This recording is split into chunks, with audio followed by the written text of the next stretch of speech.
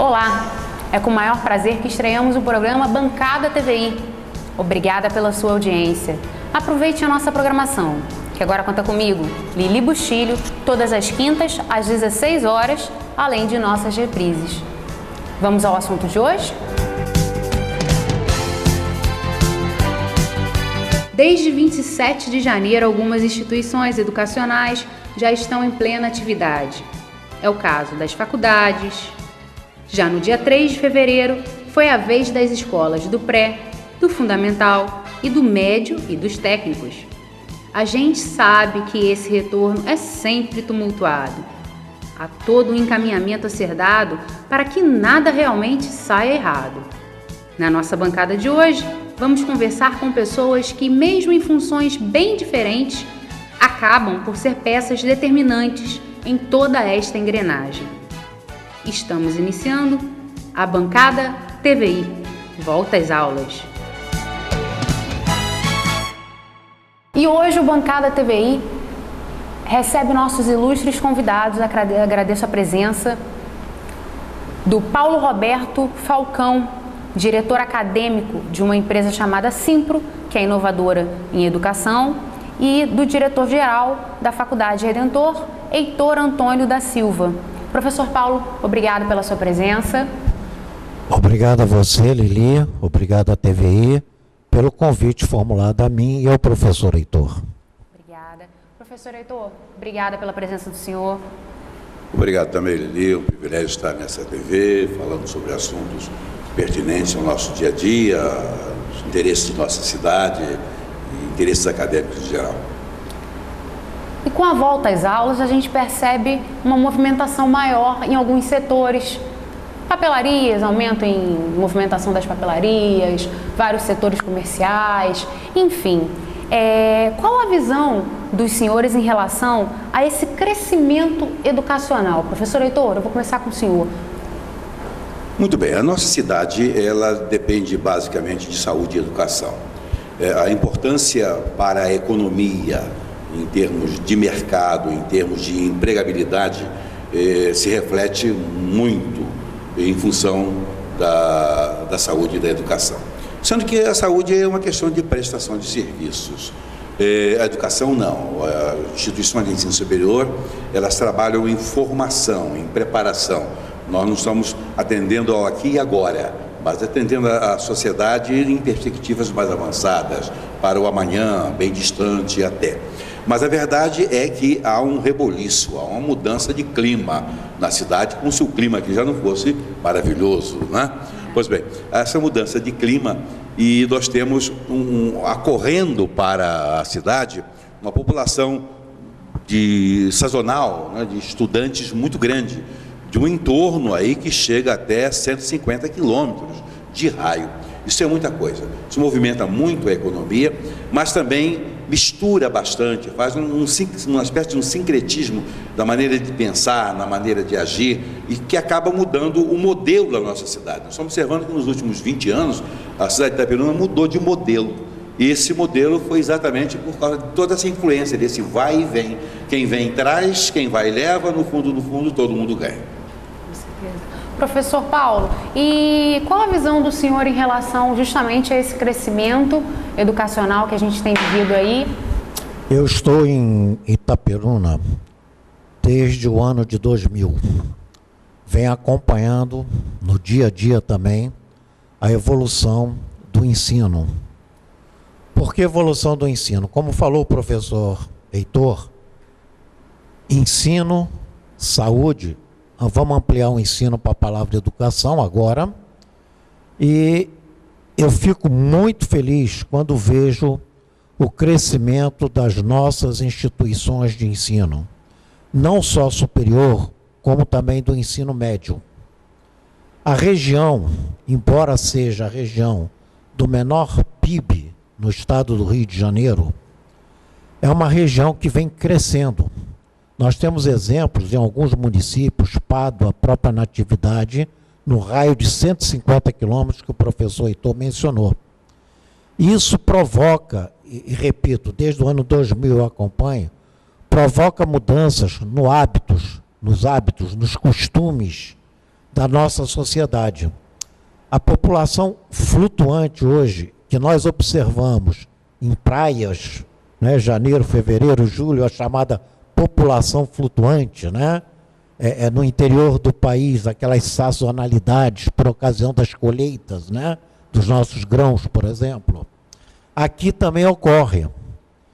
Me preocupa muito, como educador, a influência negativa que a gente observa, não podemos generalizar, que estamos lidando com pessoas, e eu já fiz alguns trabalhos nesta direção, e, entre aspas, eu vou ficar um período na cidade e depois vou embora.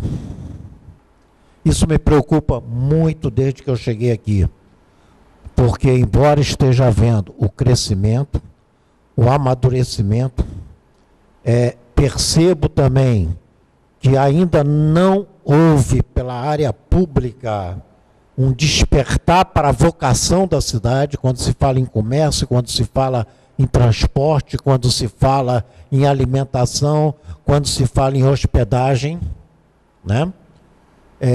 Então, eu vejo um espaço muito grande, e educação, para mim, não é limitado à sala de aula ou a uma determinada instituição. É um conjunto que nós temos que considerar.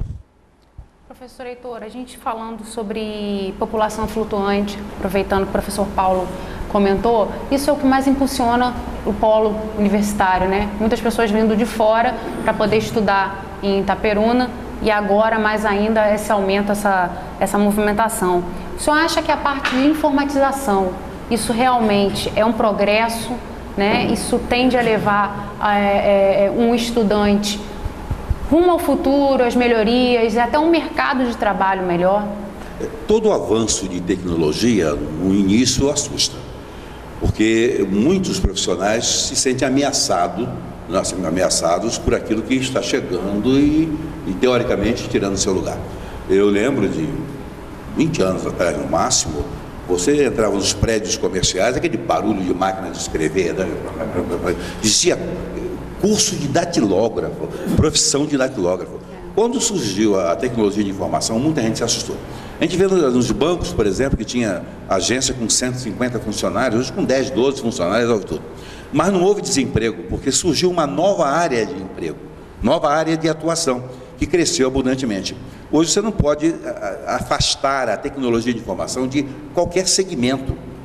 Quando nós começamos a faculdade, isso há 12 anos atrás, eu tinha um laboratório de informática, eu tinha cerca de 50 computadores, o máximo na instituição, hoje devo ter uns 500. E, no entanto, nós não conseguimos desempregar ninguém, pelo contrário, vai surgindo mais e mais.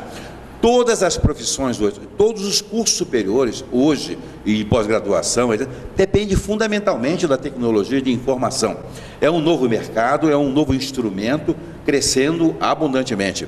Isso é sério, porque muda também os hábitos. No curso de arquitetura, por exemplo, nós temos arquitetura. No curso de arquitetura, por exemplo, quando antigamente tudo se fazia em prancheta, hoje se usa a prancheta também ir lá uma vez ou outra. Se faz tudo em AutoCAD, em computador, etc. E sai muito melhor. Então, a gente vê que o que aconteceu foi um plus. Em todos os segmentos nós temos um plus. Todas as indústrias, o comércio, e foi tudo potencializado. Essa aceleração realmente me preocupa, porque nós não estamos preparados para absorver tudo isso. Agora, o que me preocupa mais é exatamente o que o professor Falcão colocou agora há pouco, essa questão de vir a estudar e voltar para a sua terra. Isso dá uma certa melhoria nas condições de vida da nossa sociedade, temporariamente falando, mas o nosso objetivo não é esse. O nosso objetivo é formar o pessoal para se fixar, para produzir desenvolvimento, para transformar essa área numa área de migração, não de emigração, para receber em definitivo as pessoas. Porque é muito melhor você viver em Itaperuna e adjacência do que viver no Grande Rio. Não tem como comparar, não tem jeito. Se nós dermos as condições em termos de formação, de emprego, de meios em geral, vamos inverter essa mão. Ou seja, o pessoal começará a vir para o interior. É isso que a gente precisa. Mas só que temos um modelo de economia, um modelo de universidade até, em que todo mundo sai para os grandes centros, se prepara por lá e acaba ficando lá também.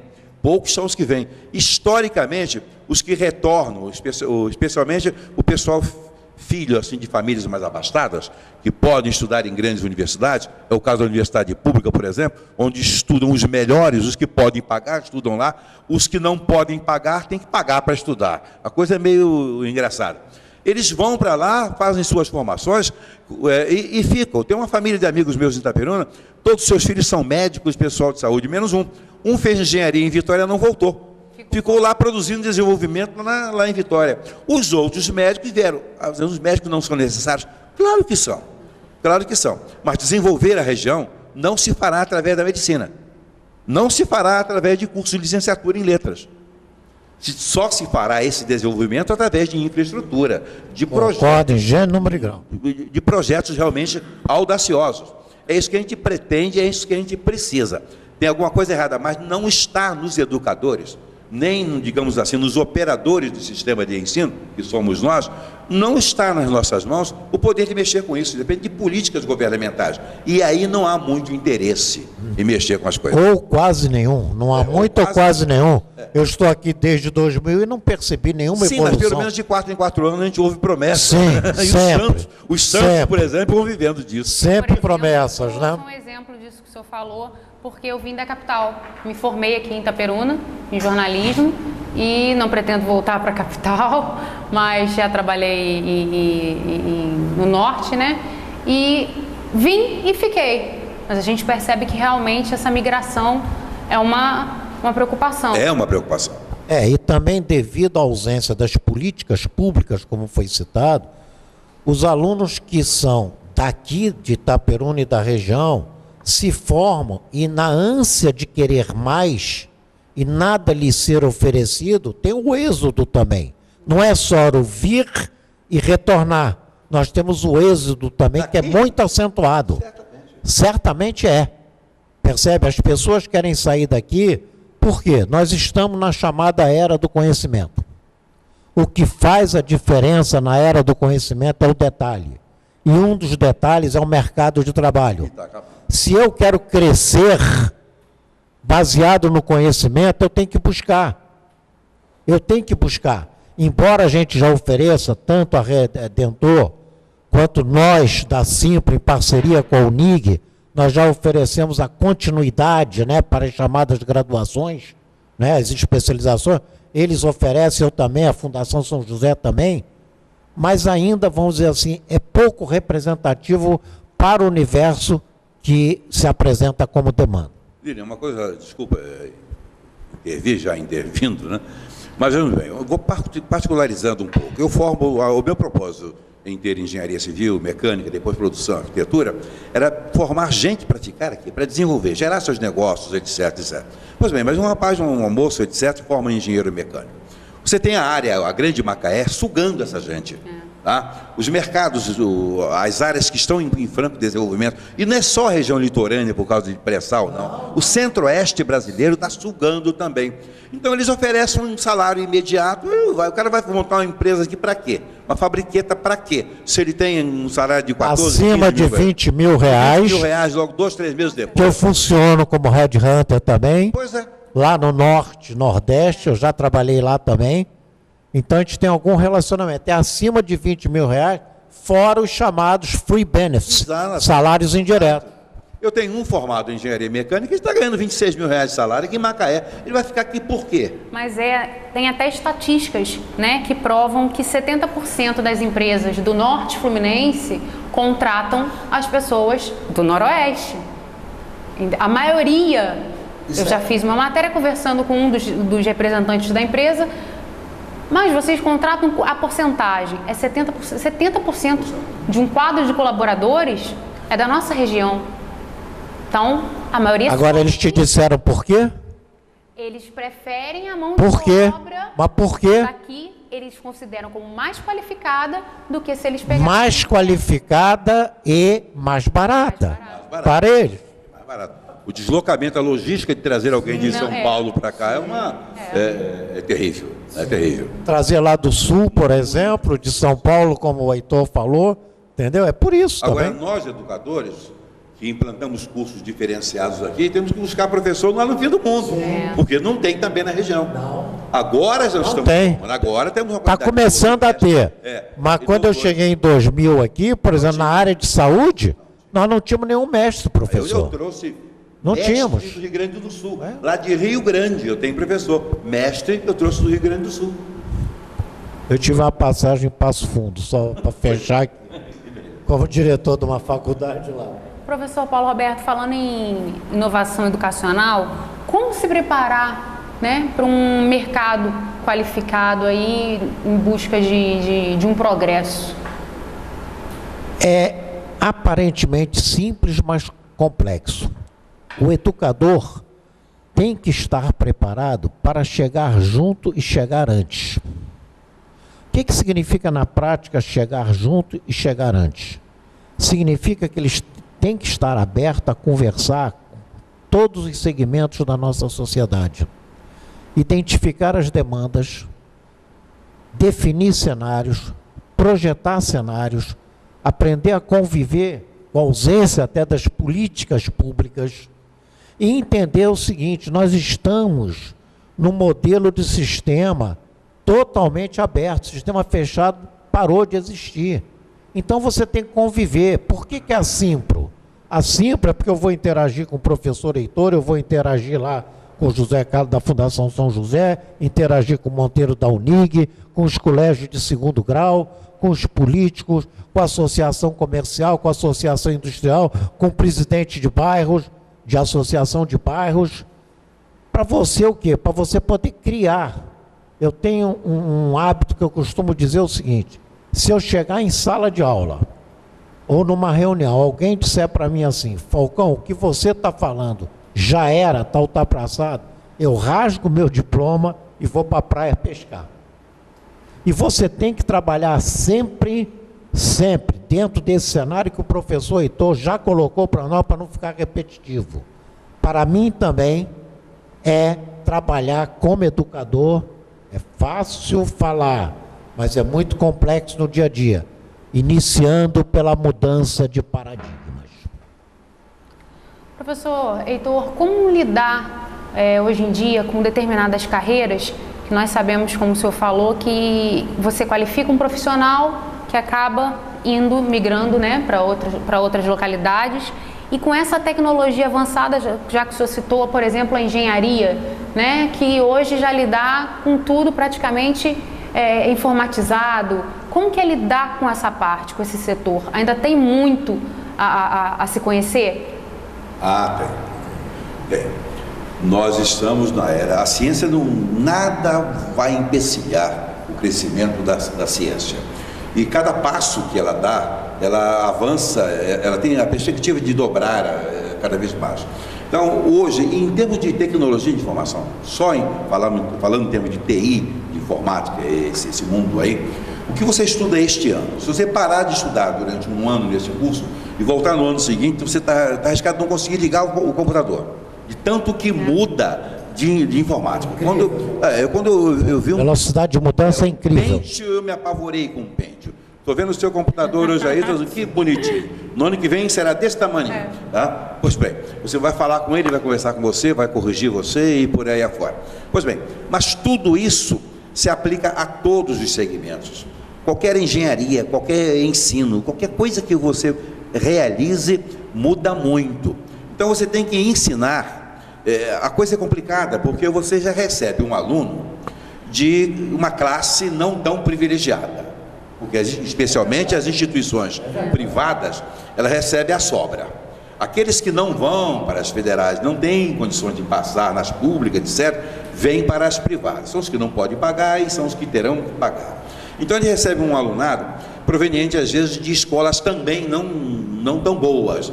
O problema da educação no Brasil não está no nível do ensino tanto, não. Está lá embaixo, no fundamental e no médio. Ali é que a coisa é complicada. E esse é o maior desafio, porque nós recebemos alunos e tem que botar eles para D, para C, para B, pra C. para A. Aí vem uma prova Esse é o de desafio. ENAD, vem uma prova de ENAD e avalia o aluno que eu formo, que ele forma, que o Zé Carlos forma, etc., juntamente com o camarada que faz o curso da USP, do FRJ. O patamar é o mesmo. Quer dizer, há uma injustiça, tem uma desonestidade aí. Concordo, em gênero ou número e A grau. gente não pode fazer Concordo, nada. Então, por causa disso, para dar qualidade a esse aluno, desse profissional, para que saia realmente qualificado para exercer a profissão, a gente tem muito trabalho. Por isso a evasão é muito grande. Eu tenho um bom nível de resultado, graças a Deus, né? Tanto é que este ano passado o MEC me deu o privilégio de abrir 4 cursos sem comissões, né? Sem comissão. Ou seja, sai a portaria, mas não a credibilidade, não né? precisei de comissão de verificação em loco. Por quê? Porque há uma projeção do que a faculdade já faz hoje. Mas isso me dá uma perda muito grande de alunos. Mas não são alunos moles e preguiçosos, nem incapazes, não. É que não dá como para você, acompanhar. como nós os recebemos. O problema é que nós os recebemos de um jeito. Se você fizer um ensino de qualquer maneira, na joelhada, ele daqui a 4 anos queima você no ENAD. Queima a instituição e ele não estará profissionalizado, não estará preparado para o mercado. O mercado está cada vez mais exigente, não existe mais de realizar a profissão pelo peso do diploma. Não é não, tem que ter competência. Independente do diploma. Acabou. Ou você é bom ou você não é bom. Exatamente. É isso que está acontecendo. O Brasil está num processo de ebulição, de transformação, que as instituições que seguem aquele modelo de 50 anos atrás, formando a Lavantu de qualquer maneira, vão morrer nos próximos 10 anos. Já estão morrendo. Está aí. Já vimos, sem citar aí, nome, né? Então, vão morrer. Por quê? Porque no mercado, você sabe o que, meu filho? Você vai fazer o que aqui? Ele não sabe se explicar. Porque ele termina um curso superior aqui, quando ele entra no mercado, esse curso superior aqui já foi esgotado. As exigências lá no mercado já está ultrapassado. Já serão maiores. O que nós estamos ensinando, já estamos 10 passos atrás. Então ele tem que correr muito. Ele sai da graduação, tem que entrar numa pós-graduação. Ele vai ter que correr atrás do prejuízo a vida toda. E as instituições de ensino superior privadas pagam um preço altíssimo por força dessa coisa toda, esse imbróglio todo que fizeram. E não é uma coisa que começaram a fazer agora, não podemos nem culpar a ABC ou D, não, é alguma coisa histórica. Já vem, certo. Se formatando em momentos diferentes. Exatamente, mas com pensamentos diferentes, mas com os mesmos de gabinete, sem olhar a realidade do dia a dia. Educadores de gabinete, né? Fazendo política lá em gabinete, cima, em Brasília, lá no esquecendo a realidade do dia a dia. Vem para cá, vem para o dia a dia, vem para o interior ensinar. Olha, e eu posso falar de cadeira que até 2000, quando eu cheguei aqui, eu era das comissões do MEC, inclusive da comissão de administração, de avaliação de instituições de ensino superior. Então conheci como é que funciona lá. Professor Paulo, o senhor considera que realmente esse estudo base, né, esse estudo de base, é o essencial para essa formação, para o aluno quando chegar nesse nível superior, estar preparado, realmente tem que vir por baixo, tem que vir do básico ao fundamental e crescer. Fundamental, médio, é isso que você está se referindo? Isso. Tem que mudar radicalmente. Do jeito que está hoje, nós de instituição de ensino superior, é o nosso desafio. É muito grande e a nossa responsabilidade é muito grande. Porque nós somos, vamos dizer assim, uma ponta. É daqui que nós lançamos no mercado.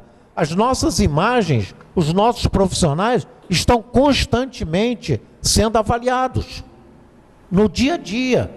E na era do conhecimento, como eu já falei, como o professor falou, as transformações ninguém consegue acompanhar. Por isso que você tem que ter um time, que é o que o senhor tem lá. Tem que ter um time, ninguém sozinho consegue acompanhar a velocidade com que as coisas estão se transformando. Eu nem uso mudando, se transformando, tá? Então, precisamos rever, e aí entra, por causa da nossa Constituição, né? Os órgãos municipais responsáveis pelos ensinos iniciais, os órgãos estaduais responsáveis pelos ensinos médios. E acaba sobrando toda a responsabilidade para as instituições, vamos dizer assim, privadas. E aí a solução qual é? vamos abrir federais, vamos federalizar. Aí criam nada contra os IFE, nada contra a abertura para o ensino, bolsa isso, bolsa aquilo. Eu não estou comentando da bolsa, eu estou comentando especificamente sobre a qualidade do nosso ensino. Nós vamos dar só uma paradinha para os intervalos, mas continue aí que a gente volta já já.